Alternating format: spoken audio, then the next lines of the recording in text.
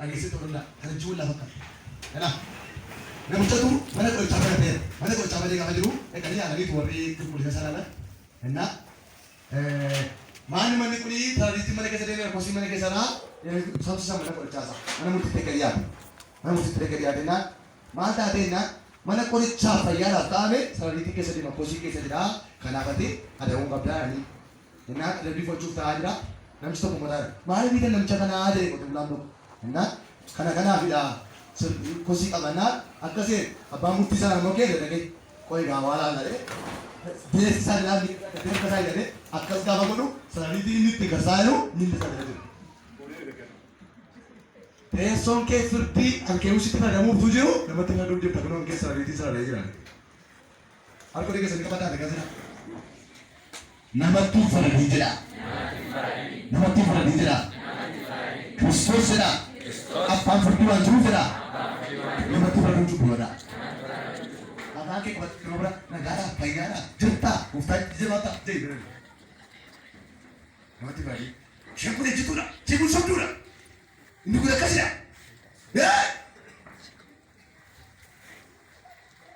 Waaqayyo kee namatti nu kenni. Kun caanee oolle sila barra mannee oolle. Dhuguma sirriitti haasaa baddanii qosaa keenyaan san.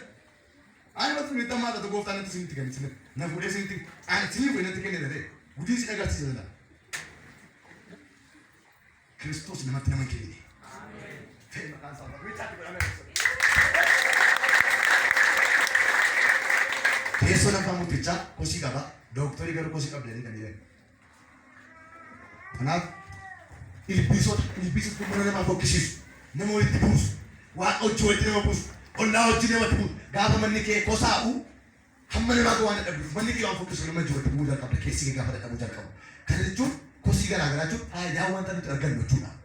Waan nuti dhufu jechuudha. Waan argannu, waan nuti dhufu, waan eegannu, waan barbaannu faallaa yoo ta'e kosii ta'e dhufa. Kun immoo dhaqee ilbiisota mana keessatti tolchiisa. Ilbiisa balleessuudhaaf sarari waan biraa balleessina sun ta'e kosii biyyaa kaafna. Kosii biyyaa kaasu ilbiisa biyyaa kaasu fida. Kosii irraa fagaannaa qulqulluutti dhiyaannaa qulqulluun fayyina barbaadan nu fudhata. Afur batte anuma mana kooti aaruuna mana kooti gungumuuna mana kooti sobuuna mana kooti suutan jedha mana kooti taa'anii fadha mana kooti. Isti battee dha mere walaata. Nakkaidha. Amma namni akka barbaachuu dhufe siin dhufe siin malee. Amma akkasii amma awwaaliin tokko nyaata tokko jedhamu.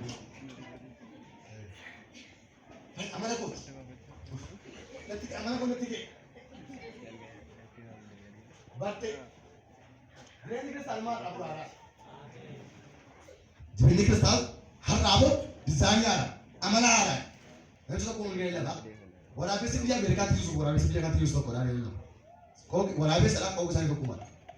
Waraabessi biyya Ameerikaatti waraabessi biyya Itoophiyaa biyya isaa keessatti waraabessi waan jiruufi sagalee waraabessaa yuuse biyya Ameerikaa keessatti waan waraabessi sun jiruufi akka leencaatti yuusu. Waraabessu. Leenci. Kiristaanni Kiristoos kiristaana.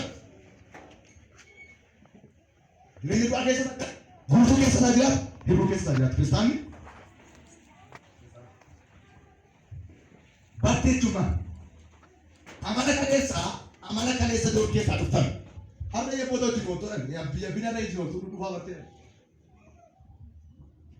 Har'a inni kushi nagaan qabu. Hindi dhufti. Uumuun kun itti bu'ee hundumaa. Qilleensa kana afaan baratu fakkaata. Naan guddii baratu. Baay'ee masii gaafa hamma magaalaa hiyaasu qilleensa gadi yaasu nama gadiitti yaasu ollaan gadiitti yaasu waan itti dhufu waan hin dhageenyu waan hin beekinu hin baran hanga fuudhaa amalli kaleessaa qabee amalli waan kaleessii ta'an dhangala'uu si jedhu. Kan jibbii waan nagootu hin qabu jibbii mana kootti yaadamanii qorqorroo ture faraadha.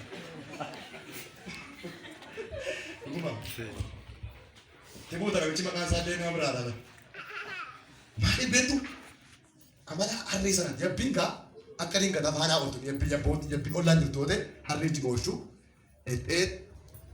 dhufaa barti gaafa galtu jabbiin dhufuun barree dhufuun barree jabbiin itti cabbarree itti cabba amala namoota kaleessaa xuuxuu hanna soba gidduu keessa ammayyuu addan baane yoo ta'e isa fidanii dhuftanii mana dhuftanii gaala gidduu dhuftanii biyya jettuuti akka yeroo afaan afurii qulqulluun amaloota rakkisaa kana waaqayyo adda baasaa sin jedha. Beekasi ani jireenyi koo Kiristoosidha dabalaati. Reen agarree reen gaafa ol nyaattu sirriitti reebee qaba deegaa geetuu danyaate. Reen gaafa ol nyaattu akka hoolaa fuutee wajjin maaliif beektu? Orkaadee biqaatii awwaarra guutti. Biqaatii akkasitti qaatee gooti goota goota biqaatii qaba. Siistema addaatiin gaafa qabdi. Hoolaa utuma nyaatu hoolaa sirriitti mudicha coomsaa ture furdisee sana ol nyaanuma nyaachuu danda'u. Isa hoolaa hoolaa dhufuu danda'u. Wanti gaafa armee dafee wanti dhaadhaa fiigaa dafee wanti bu'aa mataa wal cabsa bakka dhufee. Aarii dhaqeetu wajjoon jee dhaqee of dhiiskee dhaqee aarii biddeen nyaata marga taa'eedha. Reen inni wanti buuti wal faana mo'ooti. Nurra caalaa warra biyya lafaatu garraamii wanta arabuudhaaf nagaa hojii jiraachuudhaaf. Ilaali caatii tokko birrii 50 yoo bitanii nama 6 taanii nyaatu. Dhuguma isin itti haasaa kan kenna. Rabbi isin kennuu jeetas zagaatanii. Baay'ee moo garaa isaa dhagaa isin keessaa akka foonii laafu isin keessaa gahaa dha dhugulu. Ilaali dhuguma yoo kana finni hanga laatu tokko dafa taara argeera. Dafa taara baay'ee dafa. Sababni faana waasoon faana asoo barbaada inni sani qaamu dhiisee manii